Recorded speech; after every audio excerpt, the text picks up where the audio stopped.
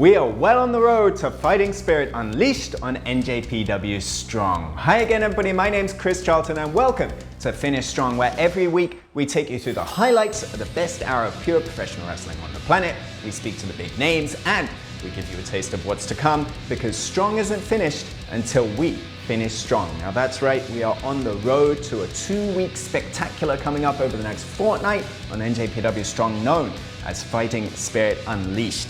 And the road to Fighting Spirit Unleashed started tonight with Danny Limelight taking on Jordan Clearwater in one-on-one action. Two names that are new to New Japan Pro Wrestling, but they have pasts that go way beyond that. Jordan Clearwater, believe it or not, initially trained by the Machine Gun Carl Anderson, and another man with ties to the original Inoki LA Dojo, Rocky Romero, making plays to try and coach and mentor Danny Limelight. But in the end tonight, it was Danny Limelight proving he can take care of business all by himself. A spectacular symbiote DDT to kick off things strong this Friday night.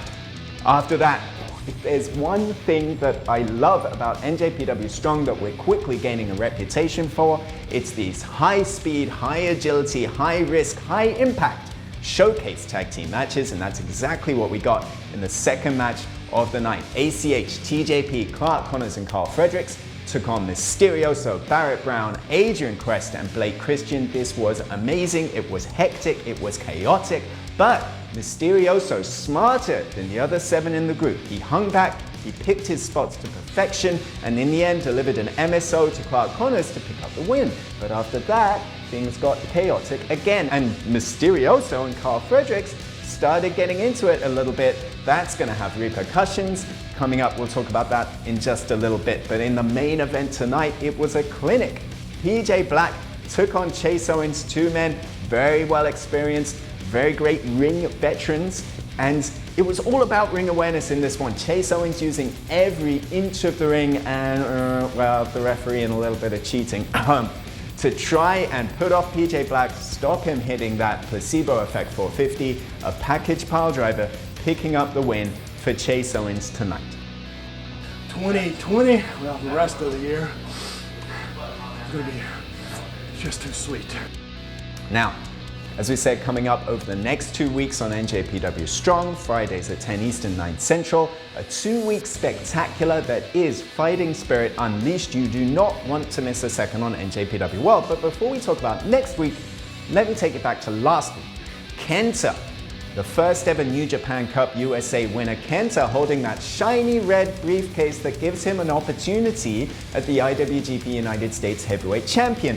But just as he had his hand raised, just as he said, "This is my year," Jeff Cobb appeared and almost suplexed Little K out of his boots. So, to talk about that situation a lot more, Jeff Cobb's gonna join me as my guest here tonight on Finish Strong. Now, Jeff, it's been 1 week since you almost threw KENTA out of his boots after you won the New Japan Cup. So have you had time to reflect, or is that anger just stewing in you over the last couple of weeks? And how he won. I mean, you've seen the footage. New Japan World has seen the footage, or New Japan fans have seen the footage. He couldn't beat me. He had to resort to kicking below the belt, if you will, and the referee didn't see it. So yeah, it's definitely frustrating.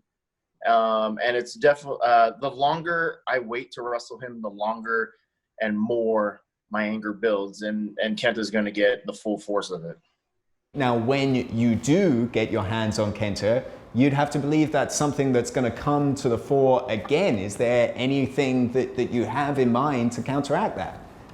You know, he's going around saying, you know, I don't care, blah, blah, blah, whatever, but he should care, because in due time, he's going to wrestle me again with that briefcase for the IWGP US Championship title shot on the line. He's going to have to care then. He's definitely going to have to care then.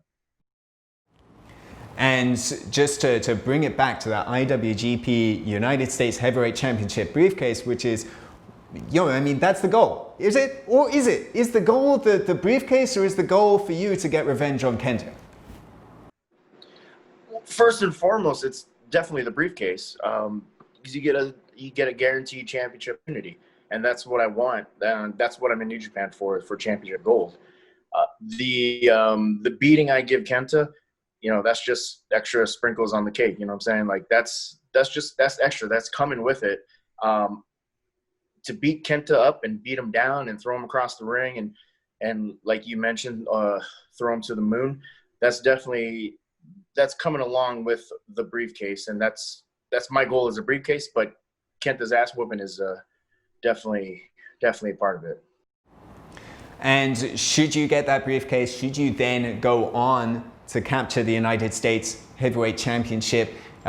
You've been never champion in New Japan, but this would be your first IWGP Championship within New Japan. What does that United States Championship mean to you? In terms of strong, but also in terms of New Japan Pro Wrestling in Japan and in the US? That championship definitely means a lot to me. Winning that and representing New Japan here in America, and not just America. I'll probably bring it over and defend it in Japan as well. But to be able to have that championship and to defend it here on American soil as well as in Japan, and heck, if they want me to defend it in Canada and Mexico and Antarctica, I'm down to do that. But granted, it is a United States championship, but sometimes you can defend that belt other places, and I'm definitely a fighting champion. Okay, Antarctica may be rather you than me. I might sit that one out.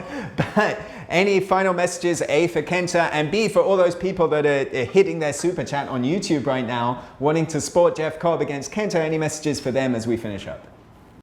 Anybody commenting on this video, thank you very much. Keep supporting New Japan Pro Wrestling, and make sure you tune in when I throw Kenta over the moon. Awesome. Thanks very much, Jeff. My pleasure. Thank you for having me on, Chris.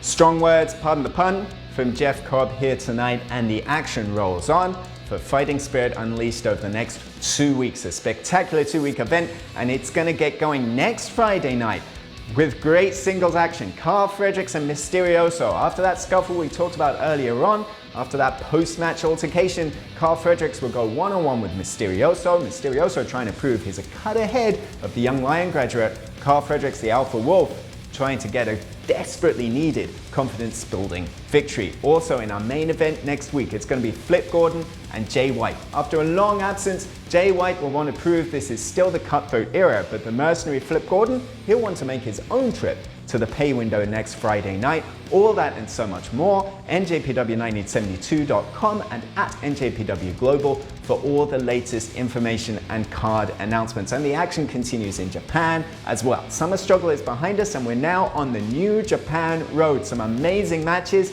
some big news to come over the next few weeks on NJPW World, and it all heads towards September the 19th and the start of the greatest tournament in all of professional wrestling, G1 Climax 30, in the hottest autumn on record. Who will be the one? 19 events over a whole month of action, and the only place to be there is live and on demand, njpwworld.com, the king of sports streaming.